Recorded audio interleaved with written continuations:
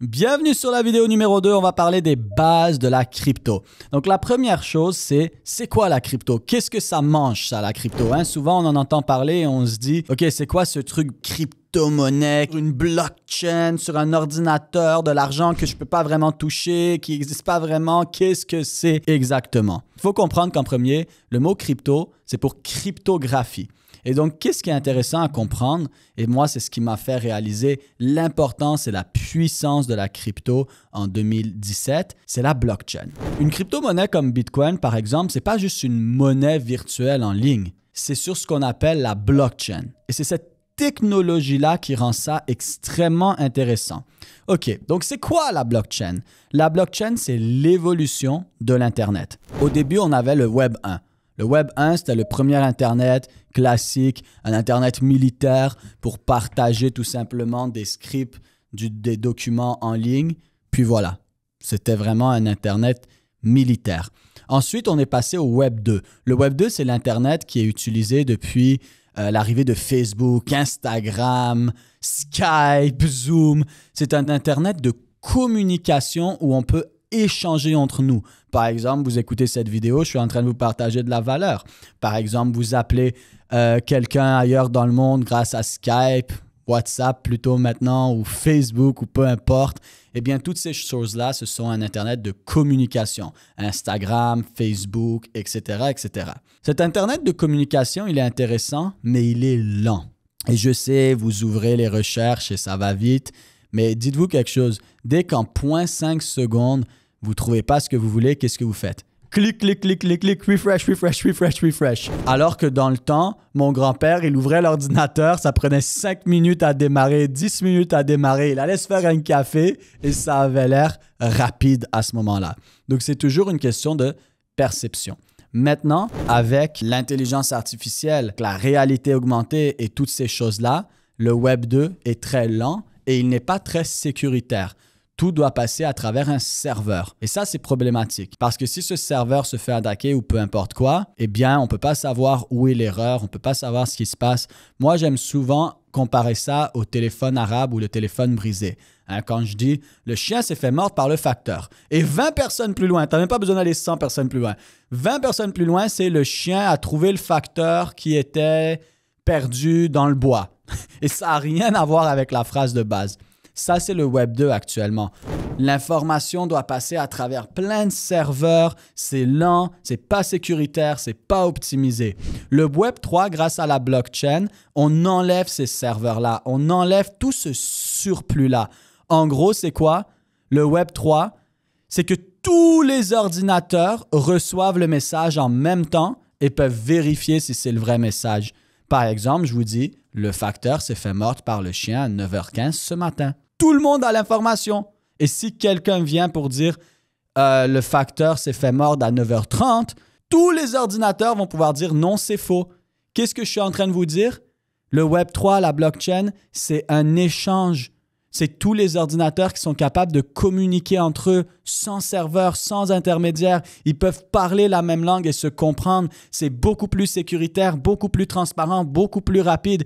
Et vous avez pas, j'ai pas besoin d'aller dans ce côté un peu plus geek. Tout ce que vous devez comprendre, c'est que c'est l'évolution de l'Internet 1 et de l'Internet 2. C'est l'Internet 3 et c'est ce qui est en train d'arriver derrière presque tout sans que vous le réalisez. La blockchain rentre derrière tout. La blockchain est déjà derrière Samsung depuis 2015.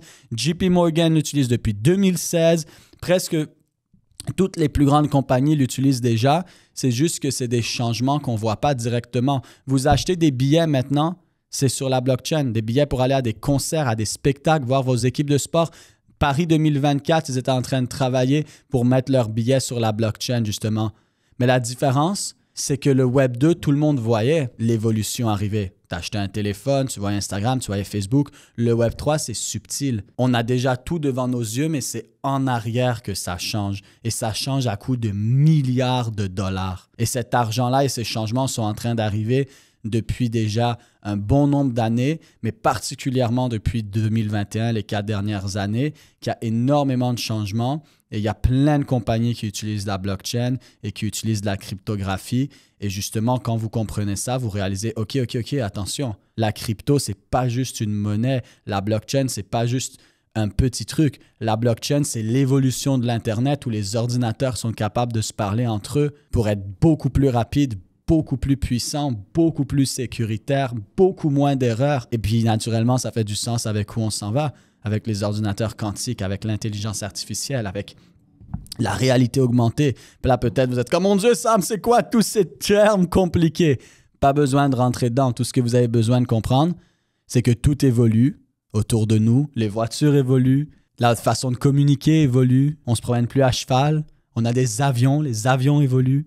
Mais l'Internet aussi, sauf que c'est une évolution beaucoup plus subtile parce que cette fois-ci, elle se passe sans que vous vous en rendez compte. Vous avez le même téléphone, vous faites les mêmes choses, mais tout ce qui se passe en arrière change. Et comme j'ai dit, ça change à coût de milliards et de milliards et de milliards de dollars. Et donc, quand vous comprenez ça, ça va vous aider premièrement à réaliser aussi dans quoi investir. Parce que quand on parle de crypto-monnaies, il y a des crypto-monnaies sur la blockchain qui sont des projets absolument exceptionnels, qui sont en train de travailler avec les plus grandes banques du monde, avec des gouvernements, avec des universités. Il y a des projets absolument incroyables. Faites vos propres recherches, mais il y a des projets comme Chainlink qui sont en train de travailler avec les banques, les gouvernements, les universités pour pouvoir transmettre les données d'un endroit à l'autre. Parce que l'or, l'or de notre siècle actuellement, du moment où on est, c'est plus l'or, c'est plus le pétrole, c'est les données, c'est les data, c'est l'information. C'est pour ça que Facebook est gratuit, c'est pour ça qu'Instagram est gratuit, parce qu'ils prennent vos données. Vous êtes les données, vous êtes le produit et le nouvel or, l'or digital, ce sont les données. Et Chainlink, c'est un projet qui partage les données, qui fait du transfert de données partout dans le monde et qui travaille avec les plus grandes compagnies, là. Les plus grandes compagnies, ils ont même travaillé avec Google.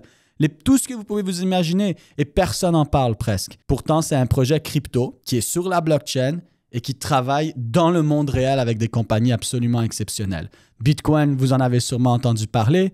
Ethereum, même chose, projet absolument incroyable. C'est une vraie compagnie. Moi, souvent, ce que j'aime dire, c'est que vous devez voir la crypto comme une compagnie traditionnelle, comme des actions de Apple ou de Google ou peu importe, et une devise, comme le dollar canadien, le dollar américain, qui ont fait un bébé ensemble et qui ont créé la crypto. Donc, la crypto, c'est souvent des vrais projets, des vraies compagnies qui sont en même temps une monnaie d'échange, le tout digitalement sur la révolution technologique la plus grande depuis les 20 dernières années, la blockchain. Et c'est ça, en fait, la crypto. Des devises et des stocks de compagnies mis ensemble 2.0 sur la blockchain. Et c'est pour ça qu'il y a des milliards et des milliards. Il y a des projets qui valent des milliards, des dizaines de milliards qui travaillent avec toutes sortes d'institutions, dont justement des projets comme je disais, Chainlink, Ethereum, Solana et bien d'autres. Mais qu'est-ce que vous devez comprendre, c'est que c'est juste un autre secteur d'investissement qui font des revenus réels, qui ont un produit réel. Bien sûr, comme dans les stocks, il y a plein de cryptos qui sont des projets de merde. En fait, 95% des projets crypto sont mauvais, comme 95% des compagnies traditionnelles font faillite en 5 ans. Ils ne dépassent pas 3 à 5 ans. Pas quelque chose de nouveau. Souvent, les gens en parlent beaucoup pour un peu, ça fait peur, la crypto, ça a tombé de temps. Mais écoutez, de 1999 avec les nouvelles compagnies d'Internet, Silicon Valley, des compagnies qui sont passées de 0 à 2 milliards en 1 an et de 2 milliards à 0 en 6 mois. Donc, ce n'est pas quelque chose de nouveau, c'est juste que les gens mettent beaucoup d'attention là-dessus, créent de la peur par rapport à la crypto. Pourquoi? Parce que ce n'est pas bien compris. Mais justement, si tu viens prendre le temps de bien comprendre les projets qui sont intéressants, dans quoi investir, quand investir, parce que c'est pas toujours le bon moment pour investir. Parfois, le prix est beaucoup trop élevé. Et quand le prix est beaucoup trop élevé, même si tu achètes quelque chose qui est bon, comme du Bitcoin par exemple, si le prix est trop élevé, ce n'est pas bon. Parce que la première gestion du risque, ce n'est pas la diversification. Ça, c'est la deuxième. La première gestion du risque, c'est le prix d'achat. Si j'achète quelque chose trop cher, même si c'est intéressant, ça perd énormément d'intérêt par le fait que j'ai payé trop cher. Donc, quelque chose qu'il faut réaliser, c'est que beaucoup d'entre vous faites du DCA, Dollar Cost Average. Vous achetez tous les mois, toutes les semaines, vous mettez dans le marché. Honnêtement, c'est mieux que de ne rien faire. Sauf que la réalité, vous achetez souvent à des prix beaucoup trop élevés sans réaliser que vous payez quelque chose, oui, qui est bon, mais son prix est trop cher. Donc, si j'achète quelque chose qui vaut 1000 $, mais je suis en train de payer 1500 $, ce n'est pas intéressant. Donc, justement, il faut comprendre les bases de la crypto et il faut aussi comprendre, avec tout ça, quand investir et vous pouvez ensuite vous enlever complètement la pression des épaules de devoir performer en trading parce que quand vous investissez de la bonne façon, que vous avez acheté un bon prix, tout ce que vous avez à faire après, laissez votre portfolio grandir passivement pendant que vous faites votre vie et voir votre richesse augmenter, votre pouvoir d'achat aussi. Sur ce, on se voit sur la prochaine vidéo où on va parler des bases du trading.